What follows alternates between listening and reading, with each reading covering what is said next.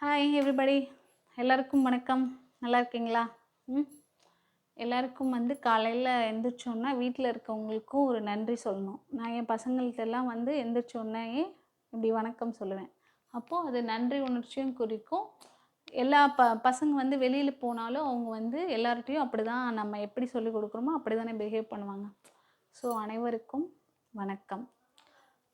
நம்ம இன்னைக்கு நான் உங்களுக்கு என்ன சொல்ல போகிறேன்னா, பேலன்சிங் உடம்பை பேலன்ஸ் பண்ணணும்.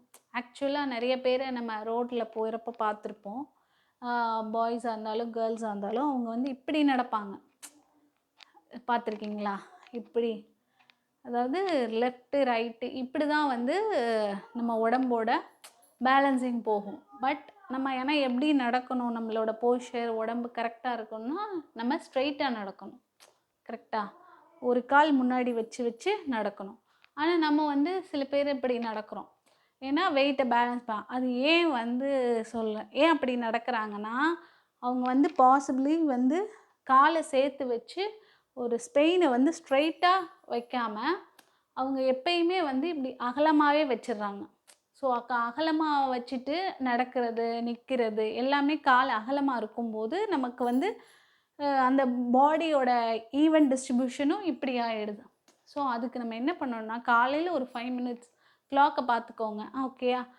காலை நேராக வச்சு கால் பாதத்தை பக்கத்தில் வச்சுக்கோங்க.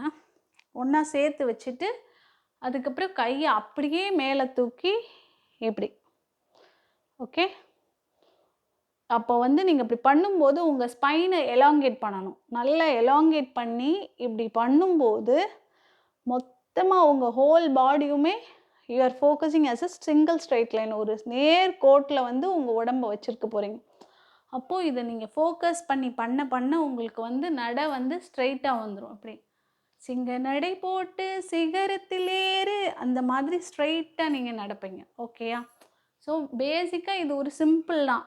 இதை நம்ம சும்மா நம்ம நேரம் நிற்க போகிறோம், ஆசனம்னா இப்படி பண்ண போகிறோம் அப்படிலாம் இல்லை, நிற்கிறது தான். ஆனால் காலை சேர்த்து வச்சு நிற்கணும். கை ரெண்டையும் கை கூப்பி மேலே சேர்த்து. இது என்னென்னா டார்கெட் உங்களுக்கு எப்படி வச்சுக்கிறீங்கன்னா, இது ஃபைனல் ஸ்டேஜ். இந்த 2 கையுமே உங்கள் காதை ஒட்டி கை போகணும். இப்படி அகலமாக இப்படி தான் போகுதுன்னா மெல்ல மெல்ல ட்ரை பண்ணி இப்படி பக்கத்தில், ஓகே, காதோடு ஒட்டி நம்ம கை இருக்கணும். அப்படி இருக்கும்போது சில பேர்த்துக்கெலாம் முதுகில் ஹம்ப் இருக்கும்ல இந்த இடத்துல, அதெல்லாம் கூட ஸ்ட்ரெயிட்டாக மாறும். ஓகேயா? ஸோ இதை நம்ம ப்ராக்டிஸ் பண்ண நம்ம உடம்பு கரெக்டாக பர்ஃபெக்டாக நம்ம போஸ்டரும் மாறும். ஓகே? ஸோ ஈவன் டிஸ்ட்ரிபியூஷனுக்கு என்ன பண்ணணும்? காலை சேர்த்து வைக்கணும், கையை நேராக்கணும், திருப்பி மேலே கொண்டு போகணும். இதை ஒரு 2 மினிட்ஸ் ஒரு 3 டைம் ரிப்பீட் பண்ணுங்கள். 2 மினிட்ஸ் 3 டைம்ஸ் ரிப்பீட் பண்ணிங்கன்னா உங்களோட பாடி நம்ம எவ்வளோ கவனிக்கிறோமோ பாடியை இட் வில் ரெசிப்ரோகேட். அது நமக்கு கரெக்டாக ஸ்ட்ரைட்டாகி கொடுத்துரும். ஓகே? ஸோ அனைவருக்கும் வணக்கம். தேங்க்யூ. பாய்.